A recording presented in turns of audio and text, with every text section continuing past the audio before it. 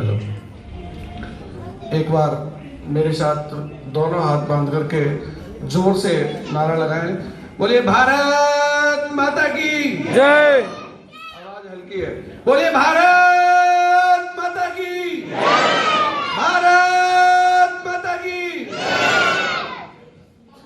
आज की इस सभा के अध्यक्ष श्री CR कटारिया जी, मुख्य अतिथि जो अभी हमारे बीच से संबोधन देके गए हैं, DGP सील मधुर जी, श्री KK गांधी जी, नरेश चावला जी जो अभी जिनका स्वागत हुआ है, मेरे साथी धर्मेंद्र बजाज जी, श्री जगन्नाथ आहूजा जी, राजेश शर्मा जी, मनोज गुप्ता जी, राम कुमार कपूर जी और हमारे भारतीय जनता पार्टी के नेता प्रमोद सलूजा जी, प्रधान जी श्री लक्ष्मण पहुजा जी, मंत्री श्याम सुंदर आर्य जी, कोषाध्यक्ष ओम प्रकाश आहूजा जी, बहन राज मदान जी, उर्मिला आर्य जी और बहन इंदिरा आर्य जी, मेरे साथ आए हुए दोनों मेरे बड़े भाई राम शर्मा जी और हरीश वर्मा जी और हमारे युवराज अभय गुप्ता जी, मैं आप सभी का हार्दिक अभिनंदन करता हूं, वंदन करता हूं और आपका नमन करता हूं। सबसे पहले आज जो ये दिवस है, इसको हम एकत्रित हुए हैं गणतंत्र दिवस मनाने के लिए।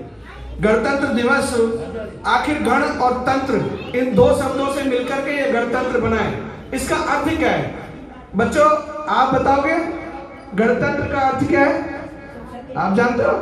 नहीं, मैं बताता हूं। गण प्लस तंत्र, लोगों का, लोगों के द्वारा चुना हुआ तंत्र, मतलब जनता की, जनता के लिए, जनता द्वारा सरकार चुनी हुई जो होती है उसको गणतंत्र अथवा लोकतंत्र अथवा प्रजातंत्र कहते हैं। इस प्रजातंत्र की ऊंचाइयों को जिस तरह से हमारी भारतीय जनता पार्टी के हमारे प्रधान नरेंद्र मोदी जी ने ऊंचाइयां प्रदान की हैं, उसका कोई सानी इस देश में इस समय नहीं है। मित्रों, अब से पहले वैसे तो देश तो हमारा आजाद सन 1947 15 अगस्त को ही हो गया था, लेकिन आज ही के दिन 26 जनवरी 1950 को हमारे देश का संविधान लागू हुआ। इसीलिए आज के दिन को हम गणतंत्र दिवस के रूप में मनाते हैं, क्योंकि गणतंत्र दिवस के दिन ही हमारे संविधान लागू होने से हमारी परंपराएं जो हमारे द्वारा बनाई गई थी, जो हमारे द्वारा गठित सरकार थी, उसने अपना कार्यभार संभाला था। इसी वजह से आज के दिन को गणतंत्र दिवस के रूप में हम मनाते हैं। माननीय मोदी जी जब से सरकार में आए, उन्होंने ऐसे अनेकों काम कर दिए कि आज देश के चारों दिशाओं में हमारा डंका बजता है। चाहे वो चाइना के बॉर्डर की बात हो, चाहे पाकिस्तान के विषय की बात हो। एक जमाना था पूर्व सरकार के विषय में, अगर मैं कहना चाहूं कि जब जब कभी पाकिस्तानी सीमा पर हमारे कोई जवान शहीद होते थे और कुछ भी होता था तो क्या कहते थे, भाई उनको कुछ कहना मत, वरना उनके पास परमाणु बम है। ऐसी धमकियों से हमें डराया जाता था कि पाकिस्तान के पास परमाणु बम है। जिस समय देश के यशस्वी प्रधानमंत्री नरेंद्र दामोदर दास मोदी जी ने देश के प्रधान सेवक के रूप में शपथ ली और वो सबसे पहले पाकिस्तान गए। पता है पाकिस्तान क्या करके आए थे? उनके परमाणु बम का रिमोट लेके आए थे, कि तब से लेके आज तक वो धमकियां बंद हो गई। अब उनके परमाणु बम की धमकियां हमारे देश को, हमारी सरकार को कोई नहीं देता। पाकिस्तान इतनी गरीबी से जूझ रहा है, हम 7 रुपए किलोमीटर में चांद की यात्रा कराए और पाकिस्तान सुई तक नहीं बनाता। सारी चीजें विदेशों से आयात करता है। कहां वो खड़ा है, कहां हम खड़े हैं।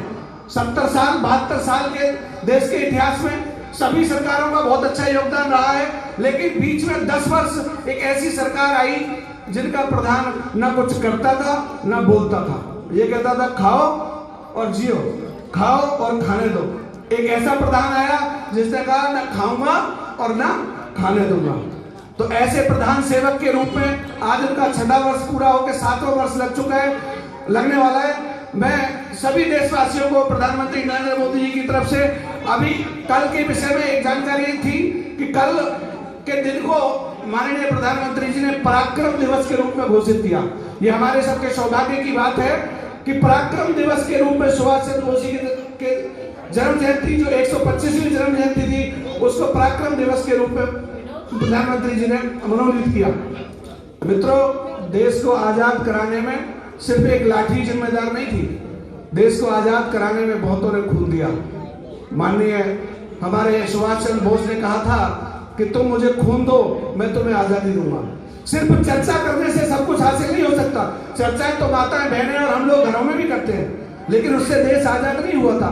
देश आजाद हुआ आजादी को कुर्बान होने वालों की वजह से, आजादी के लिए लड़ाई करने वालों के लिए, आजाद हिंद फौज बनाने वालों की वजह से।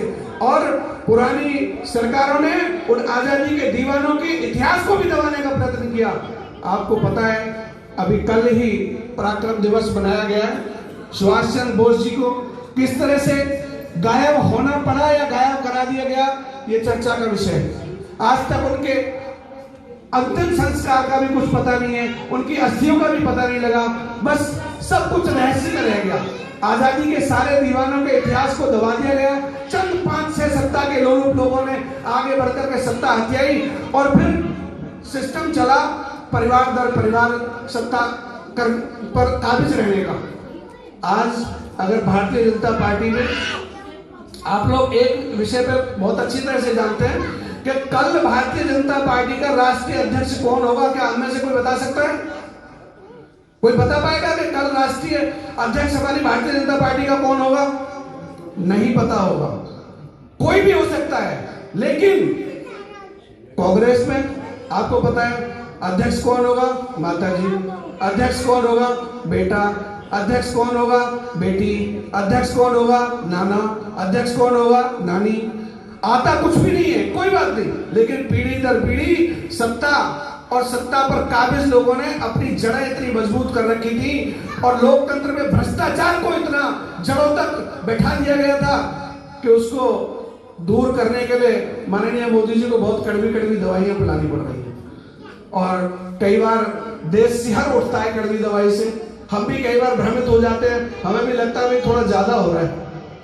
कई बार हम में से भी 3-4% लोग भ्रमित होकर ऐसा कहने लगते हैं यार कुछ ज्यादा कर रहे हैं मोदी जी, ज्यादा टाइम दवाई दे रहे हैं। मित्रों, कैंसर जैसी खतरनाक बीमारी की दवाई पता है किससे होती है? कोबरा के जहर से। कोबरा के जहर से जो दवाई बनाई जाती है उससे कैंसर का इलाज हो रहा है। तो हमें घबराने और भटकने की कोई आवश्यकता नहीं है। कड़वी दवाई पिलाई जा रही है तो कोई बात नहीं, लेकिन देश की जड़ों से कैंसर को निकाला जा रहा है, भ्रष्टाचार को निकाल के दूर फेंका जा रहा है। आज लोग जो भटके हुए हैं उनमें से कुछ लोगों ने भटके हुए कुछ 4-5% लोगों को ले जाकर के किसान आंदोलन के रूप में एक आंदोलन चला रखा है। मित्रों, आप समझते हैं वो वास्तव में किसान आंदोलन नहीं है, उसमें सारे लोग किसान नहीं है, भटके हुए लोग हैं। आपके और हमारे मोहल्ले में भी 2-4% लोग ऐसे हो जाते हैं, इकट्ठे होते हैं कि अगर आप उनको इशारा कर दो ना भाई चलो यार कल वहां चलना है, तुम्हें ट्रैक्टर फ्री मिलेगा बैठने के लिए, रात को सोने का, तुम्हारा खाने पीने का और बाकी सारे इंतजाम, जिसमें आप समझदार हो कि बाकी खाने पीने की व्यवस्था भी वही होगी। तो हम में से भी 2-4 लोग भटक के वहां पहुंच जाते हैं। मैं ये नहीं कहता कि वो किसान नहीं है, लेकिन उनमें सारे किसान नहीं है। अगर वो सारे किसान होते तो 11 बार की वार्तालाप हो चुकी।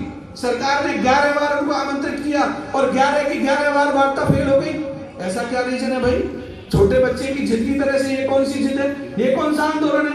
20 वर्ष तक जिस पर संशोधन हुआ, 20 वर्ष के निष्कर्ष के बाद जिस बिल को लाया गया, उस बिल पर देश को भ्रमित करने का प्रयत्न कांग्रेस द्वारा किया जा रहा है।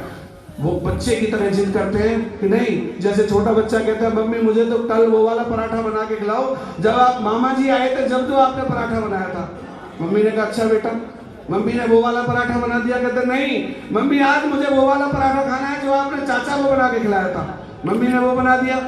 बोला नहीं नहीं, आपने कल जो पापा को पराठा बनाया था मुझे तो वो खाना है। 11 बार से ये ड्रामा चल रहा है और वो भटके हुए, दिशा से भटके हुए किसान और भ्रमित लोग वहां सरकार को निराधार करने की कोशिश कर रहे हैं। आपको पता है आपसे पहले भी एक आंदोलन चला सीए के विरुद्ध, जिसमें 110-12 दिन तक वो लोग बैठे रहे। और अभी प्रयास क्या कर रहे हैं? किसानों के रूप में जो वहां लोग बैठे हुए ये प्रयास कर रहे हैं कि किसी भी तरह से हमारे को बस 2-4 डंडे चलवा दे किसान सरकार, और बस हम सरकार को बदनाम कर देंगे। मोदी जी बहुत बड़े खिलाड़ी हैं, वो ऐसा कुछ नहीं करने वाले। टहनियों पर याद का एक सिलसिला रह जाएगा, लौट जाएंगे परिंदे एक हौसला रह जाएगा। टहनियों पर याद का एक सिलसिला रह जाएगा, लौट जाएंगे परिंदे एक हौसला रह जाएगा। टूट जाएंगे मगर बोलेंगे केवल सत्य ही, टूट जाएंगे मगर बोलेंगे केवल सत्य ही। इन आईनों का आखिरी यही सिला रह जाएगा, इन आईनों का आखिरी यही सिला रह जाएगा। आपने मुझे सुना और यहाँ की सरदारी ने मुझे ये मौका दिया। मैं आप सबका हृदय की गहराइयों से वंदन करता हूँ, अभिनंदन करता हूँ, नमन करता हूँ। माता की